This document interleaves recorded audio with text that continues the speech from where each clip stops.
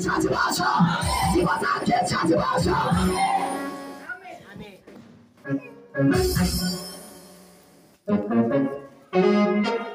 Namoota shan namoota ofuma isaanii taaraa ta'anii ilaalaa jiru. Ofuma isaanii taaraa ta'u. Waaqayyo bara baraan jiraata. Nini akka tokko hin keessa mul'atan kaasan malee. Toobaatee abiraasii baati ga'uusan faraddaa. Akka sedhaame arraa kaaseedhaame. Ani sagalee isaanii jedhaame. Dhaabbii jedhaame. Dubbii jedhaame. Haasaan jedhaame. Hojii jedhaame. Deddeeramee jedhaame. Hallelujah. Nini mana deddeeramee jedhaame. Sifaata wayee. Oh sifaata wayee. Sifaata wayee. Sifaata wayee. Ilmaata sifaata wayee.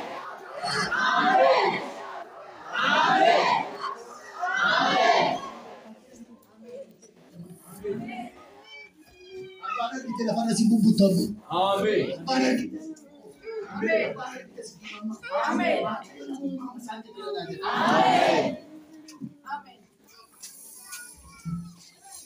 Dabare nurratti toshitu. Dabare nurratti hojjetu. Yesuus Kiristoos gooftaan. Garga keessa kaasa ani gedderamee amen. Amen. Hallelujah. Waaqayyo nuti qabataa sinta. Dibanni inni biraan dibata rifeensaati. Waan isinitti himaa. Abboota firdii boqonnaa 13 lakkoofsa 5 amma 14tti. Dudu bishaan adeemu yeroo keenya fudhata. Samsoon yeroo manni dhalatu kaasee Waaqayyo waa tokko dubbate.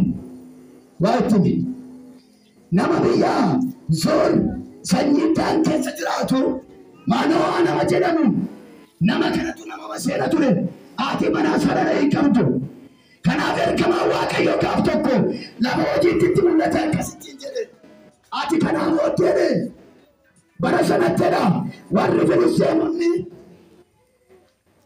sabi Waaqayyo waa yaddeefu Waaqayyo warra Filisxeemotatti waggaa 40 dabarsee Israa'eliin kennee turedha. Israa'eliin garbummaa kana cunqursaa kana jalaa kan baasu Waaqayyo immoo garaadha manaa meemaa keessa kaa'e. Yesuus Kiristoos gooftaadha. Naqa tokko takka reefee kaase. Waaqayyo dhaloota hamaa jalaa baafta siin jechaa jira.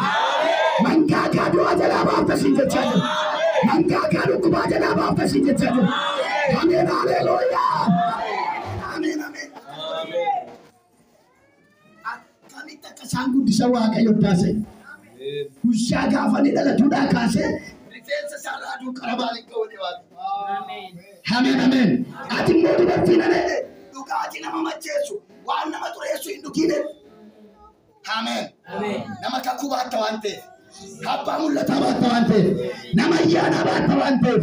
Ergaa biyya oolchuu sirra jira waan ta'eef. Dibata dhaloota oolchuu sirra jira waan ta'eef.